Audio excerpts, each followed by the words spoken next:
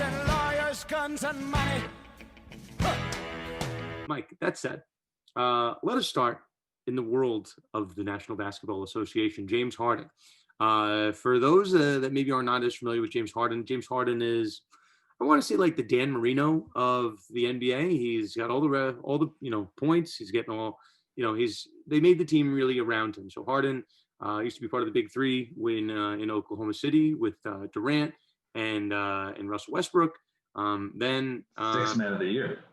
Sixth man of the year. I think he was the third overall pick. I think he went to Arizona State. He used to have this he was kind of had like a little weird face, but then he got the beard in, and now he's the beard, and now he's a big deal in Houston. So over the years, they've really built a team around him in Houston, literally listening to trade demands that he wanted about bringing players in. So Houston seems to be a team on the decline. So even though Harden has 3 years left on his contract, he's demanded a trade. He's announced that he'd be willing to go to the 76ers for a reunion with his old GM, Daryl Morey. He's willing to go to the Bucks to play with Giannis, even though those guys have their own storied history between them. But it's basically a player who is saying, hey, I want out, but he's under contract for 3 more years. So we can get into the nuances, which we will. But Mike, let me just toss it to you on this. We've never really seen a superstar be held in breach of contract for demanding a trade. But this is not like an Anthony Davis situation where there's a rental player, right? There's 1 year left in his contract. This is a guy with 3 years left. What do you think the Harden situation differs from what we've seen in years past with superstars demanding a trade out of town? Oh, gosh.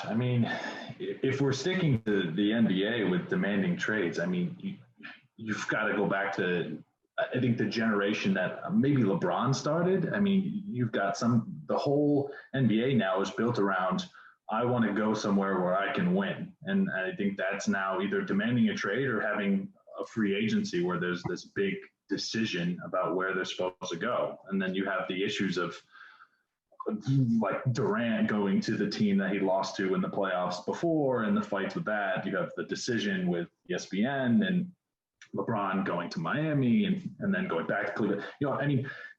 There's just it's a new generation of basketball players. Social media doesn't help. I feel like this would have made things worse if this was back in the Jordan era or even earlier.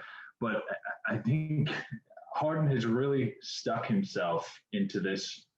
He's a niche basketball player where he is the step back king, right? He's created this, travel, if you will, step back 3-pointer. And he's made himself into this great player coming out of Oklahoma City, where if he had stayed there, maybe Oklahoma would have been a powerhouse, and they kind of fell apart. Ends up in Houston. He runs the show in Houston. They actually gained some good players. Clint Capella was one of the best big men. Now, Westbrook came in. Westbrook's out. Chris Paul is one of probably the greatest point guards of this generation of the 2000s, and he came in. I think you just said point guard. I feel like you meant to say point god, but keep going. Point guard, exactly. So you have Harden now, where he's built the team around him, then he's lost the team around him. I think he's right to demand a trade. There's just about nothing that he can do with Houston now, and I think if we're going to start talking about predictions, because Dan Wallach is the god of predictions on this show, I'm going to say he's going to end up in Milwaukee. That is my prediction. And I say, him and Giannis, I can see the tension that there is, but that's where he's going to go. So I heard a fun story. So we've talked about this in the podcast. I love listening to the NBA Ringer show. I think it's great. There's a show called The Mismatch, which, I didn't realize there was such a history between them, but I guess it goes back when Giannis was the captain of the All-Star team. He didn't draft Harden, and he basically said that their strategy on the All-Star team was to give the ball to whoever James Harden was guarding, which is not really not a very subtle shot. So they definitely have a history. So Mike, I'll take the odds that they're not. He's not going to go to Milwaukee anytime soon. Especially it's not on the docket, but with Giannis signing that monster contract, they are basically giving him the keys to the franchise. So, but yeah, I think on the legal level with Harden, kind of have to keep in mind, and I kind of made light of this on social media, but like James Harden, the uniform player contract, we don't know what the actual specifics of Harden's contract say, but you know, he has to give his best efforts to the team. There's no clause that actually says best efforts, but he has to keep himself in good physical condition. There's a clause which is not going to come into play here by any means, but it came up in the Dion Waiters situation last year. Number 6, paragraph 16 of the uniform player contract basically says, the team may terminate this contract upon written notice to the player if at any time the player shall fail, refuse, or neglect to conform his personal conduct to standards of good citizenship, good moral character, and good sportsmanship, and defined here to mean not engaging in acts of moral turpitude.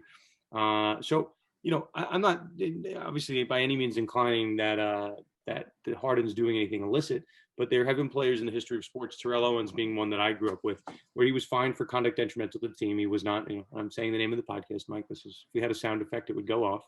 Put a quarter in. Yeah, but that's not a bad thing to say the name of the podcast. That's a good thing. We could just, name brand. But I think Harden is sending very, very thinly veiled signals that he wants out of town. That he's going to make their life very difficult. And I mentioned this. There was a period of time, I think it was the last week of November, heading into December, where NBA players had to basically self-quarantine and not leave their home unless it was something absolutely essential. So dropping the kids off at school, going to the grocery store, that's what NBA protocol entailed. Meanwhile, James Harden is it's not paparazzi. James Harden is posting to his own Instagram that he's out with, little baby at a party, and, they're at a club without masks. So, again, whatever you think about the virus is one thing. Those are the NBA rules. The NBA rules say you can't do that. So for Harden to return to camp, he just played in his first action. Harden was required to get 6 negative tests back to back to back to back to back to back. I think that was the right amount of backs. But that's, and he came to camp, and I made fun of the picture. I think social media had a lot of fun with it. But Harden, maybe he's not as doesn't look exactly like Rick Ross, but he's a little bigger than he normally looks. And you can't tell me that that's a guy that's been the peak physical condition at this point. So, yeah, I think he's trending towards an area where maybe he's not necessarily a breach, Mike, but he's showing that he's going to be difficult in a locker room. And if you're the Philadelphia 76ers, and there's been reports that a trade for Ben Simmons has been offered, Ben Simmons and 3 first-round draft picks in exchange for, Harden. If I'm the Sixers, maybe I consider that deal a little bit more if Harden's not out here being very difficult. So, yeah, I don't know. I mean, do you think there's any chance, Mike, that the NBA steps in here and maybe says that there should be some type of punishment for a player giving the wrong type of message? All right, well, before I make a comment about the Sixers thing, if you think about the NBA, their whole setup with the NBA bubble was just, to protect the sport, no fans, everybody played in the same arena, nobody's allowed to leave. And there was issues with that where there were apparently players leaving the bubble or sneaking people in. You guys talked about that on previous episodes. So the NBA is very strict on a lot of these rules. And just because it's the off season now, maybe Harden thinks he can get away with it. I don't know. Posting on social media, maybe that's just a Freudian slip of his, Twitter hands while he's, I don't know, maybe a little inebriated. So that was by accident. Oh, understood. Exactly. You're unintentionally intentional, maybe. I mean, he's clearly showing a lot of detrimental conduct to the team by showing that he doesn't want to be with them. Now, as a 76er fan, if he wants to come to the Sixers, I don't know. I wouldn't take the trade with Ben Simmons. I mean, the Sixers have been trusting the process for God knows how long. I mean, you got to just trust it until it dies. That's the Philly way. But I think with the way that Harden is trending, yeah, I can totally see some sort of NBA action. I mean, Adam Silver might step in and say, you need to shape up here because we're going to get back into this bubble. And if you're going to do these things that are not just detrimental to the Rockets' health and safety, but now everybody that you play against, now you're getting into a Rudy Gobert situation where he's touching all the mics during a press conference, even though that was in just kidding around, he was just joking, but he ended up actually having COVID. So if you look at it that way, Harden's being a lot more, I don't want to say deviant, but he's being a lot more, risky to just the general safety of the NBA. So, I mean, yes, I could totally see the NBA stepping in.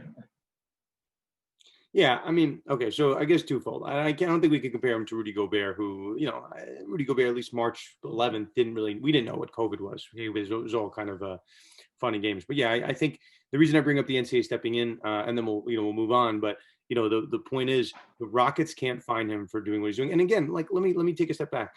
Harden last night looked pretty good. So let's see. Maybe that's Harden. Maybe the clock is ticking. Maybe he goes, I'm going to show up well in the preseason, but I want to be traded before the season starts. So I do think this is a ticking time bomb situation. But the reason that the NBA may need to step in, and at least as has been reported, teams were telling the NBA to step in because it was a blatant violation of COVID protocol, which you can't have. So Right. yeah, I mean, there's been a report that Harden is, at least at one point, was using a plane to fly to Vegas between night games, a private jet. So we'll see what Harden does. We'll see if I just don't think he can get away with that in this final year in Houston. So.